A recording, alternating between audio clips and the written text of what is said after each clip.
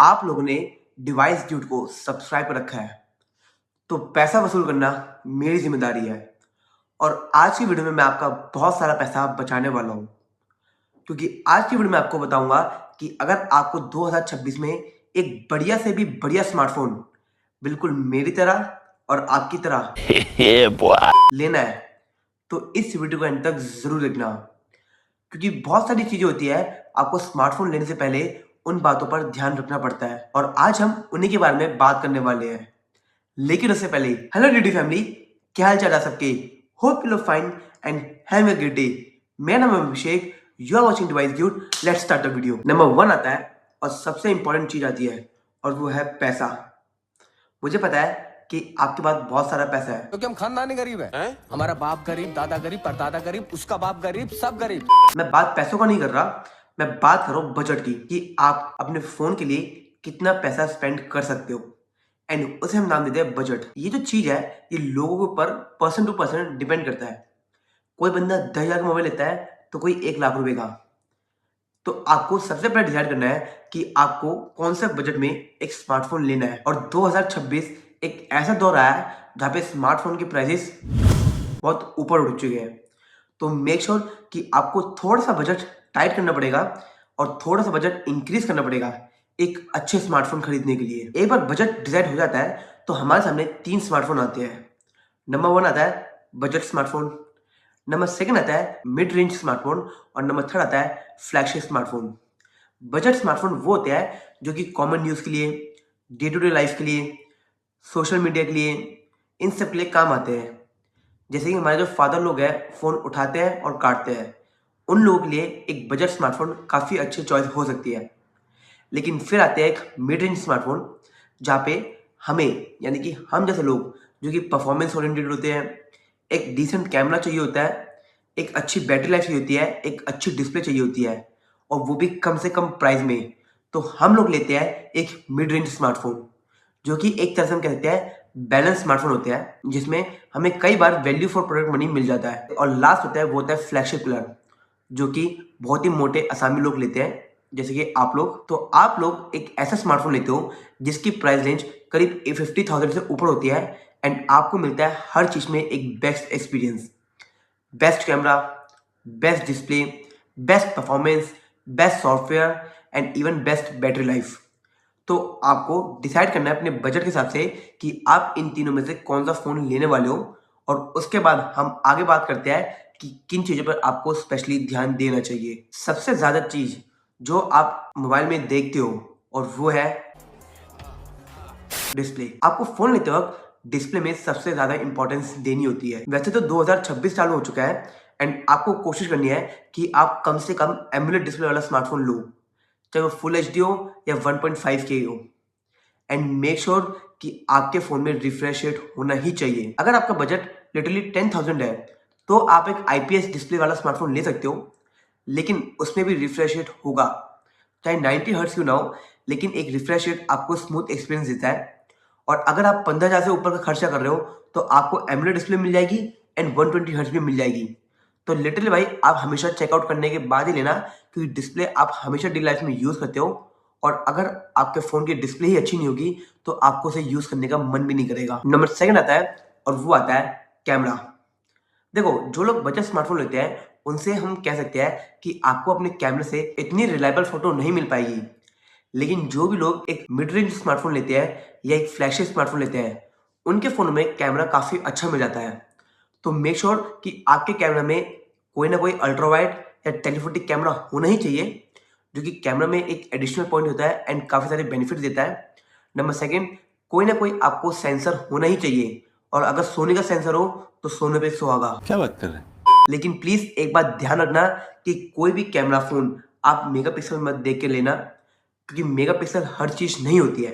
हाँ, मैं मानता हूं कि मेगापिक्सल भी इंपॉर्टेंट होता है, लेकिन उससे भी ज्यादा इंपॉर्टेंट होता है इमेज प्रोसेसिंग, स्टेबलाइजेशन, OIS, सब कुछ। तो मेक श्योर कि आप हमेशा मेगापिक्सल देख के ही स्मार्टफोन मत लीजिएगा। मैं देखता हूं कि बहुत बड़े बड़े ब्रांड स्मार्टफोन में जब एडवर्टीजमेंट करते हैं तो वो सिर्फ मेगापिक्सल की बातें करते हैं। तो मेक श्योर कि आप हर चीज की पैरामीटर्स को चेक करो, एंड उसके बाद ही एक कैमरा स्मार्टफोन लो। और अगर हम बात करते हैं लास्ट पॉइंट की, आपको ध्यान रखना है ओआईएस का। आपके फ़ोन में ओआईएस होना चाहिए जो कि आपको एक स्टेबल फ़ोटोज़ एंड वीडियोज़ ला के देगा। और अगर आपके पास कोई भी स्मार्टफ़ोन है और लिटरली कोशिश करना कि आप कम से कम ओआईएस वाला स्मार्टफ़ोन तो लो अगर आपका बजट टाइट से टाइट है। नहीं तो आपको फ़ोटोज़ वीडियोज़ खींचने में कोई मज़ा नहीं आएगा एंड आप बहुत ही जल्दी बोर हो जाओगे एंड आप सोचोगे कि आपने एक गलत स्मार्टफ़ोन ले लिया है। और जैसे-जैसे आप बजट बढ़ाते रहोगे वैसे-वैसे आपको सेंसर मिलते रहेंगे और सोनी का सेंसर जो होते हैं कैमरा में वो बहुत ही बढ़िया लाजवाब फ़ोटो खींचते हैं। हमारे यहाँ ऐसा ही होता है।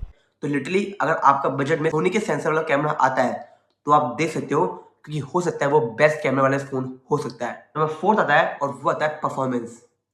यार हम एक स्मार्टफ़ोन लेते हैं तो हो सकता है हम उसमें गेमिंग करें, मल्टीटास्किंग करें एंड इन सब के लिए इम्पोर्टेंट होता है एक बढ़िया प्रोसेसर। लेकिन हर चीज़ प्रोसेसर के ऊपर डिपेंड नहीं होती। हीटिंग, आपका फ़ोन कैसे हीट को मेंटेन कर रहा है उसके ऊपर भी डिपेंड होती है। वैसे तो आजकल मीडियाटेक, स्नैपड्रैगन, एप्पल की बायोनिक चिप्स, एक्सिनोस हर टाइप के आपको प्रोसेसर मिलते ही है मार्केट में। लेकिन आपको चेक करना है कि सबसे बढ़िया आपके बजट में कौन सा फ़ोन अंतुतु स्कोर लाके देता है।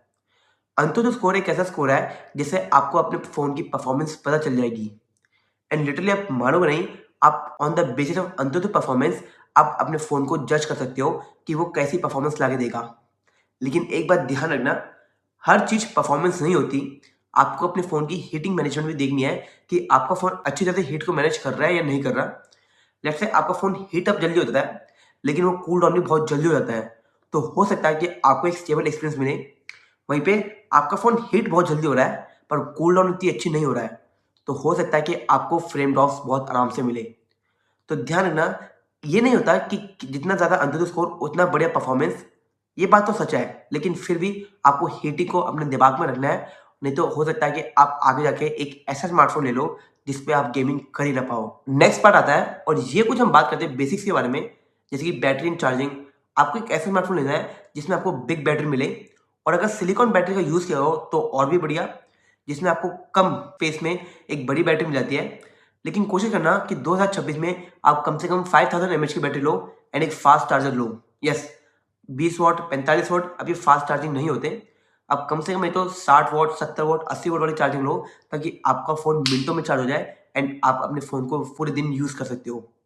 और बैटरी को ज़रूर देखना, अगर 6000 mAh या 7000 mAh है तो बढ़िया है, लेकिन सिलिकॉन टेक्नोलॉजी होनी चाहिए ताकि आपका फ़ोन भी हैवी नहीं होना चाहिए। ये बात बिल्कुल ध्यान रखना। नेक्स्ट आता है सॉफ्टवेयर डिपार्टमेंट। अपने फ़ोन में आप सॉफ्टवेयर हमेशा यूज़ करते रहोगे, तो मेक श्योर कि ऐसा फ़ोन लीजिए जहाँ पे आपको एक अच्छा सॉफ्टवेयर मिले, क्लीन यूआई मिले, ब्लॉटवेयर्स ना मिले एंड आपको एक लंबे सालों का साथ मिले। यानी कि काफ़ी टाइम तक आपको सॉफ्टवेयर अपडेट मिलते रहे, चाहे वो सिक्योरिटी हो, कुछ भी हो एंड आपको एक लेटेस्ट एक्सपीरियंस मिलता रहे। जैसे कि सैमसंग अपने फ्लैगशिप में भाई 7 साल के ओएस अपडेट को प्रॉमिस करता है, एप्पल भी 7 साल के अपडेट को प्रॉमिस करता है। तो आप ये सब चेकआउट कर सकते हो अगर एक फ़ोन लेने से पहले। वैसे तो फ्लैगशिप फ़ोनों में आपको हमेशा एक बढ़िया नंबर ऑफ अपडेट मिलते हैं, लेकिन जो मेन बात आती है वो आती है बजट और मिड रेंज की। तो आपको तो स्पेशली चेक करना है कि आपको कितने साल का ओएस अपडेट मिलेगा। बाकी एक लास्ट पॉइंट और जो कि बहुत कम लोग ध्यान देते हैं और वो है सर्विस सेंटर। आप मानोगे नहीं, अभी-अभी मेरा पापा का फ़ोन था, वो टूट गया था एंड बहुत ही आराम से सिर्फ 1 किलोमीटर के अंदर-अंदर मुझे सर्विस सेंटर मिल गया एंड मैंने वो फ़ोन ठीक करवा लिया। तो आप जानते हो कि सर्विस सेंटर कितना इंपॉर्टेंट है।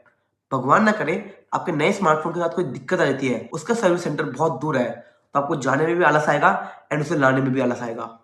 तो मेक श्योर आप एक ऐसा स्मार्टफ़ोन खरीदो जहाँ पे आपके फ़ोन के सर्विस सेंटर अवेलेबल हो, ईज़िली अवेलेबल हो एंड आपके फ़ोन के सर्विस सेंटर हो। ये बात ज़रूर देख लेना। बाकी इस वीडियो में इतना ही।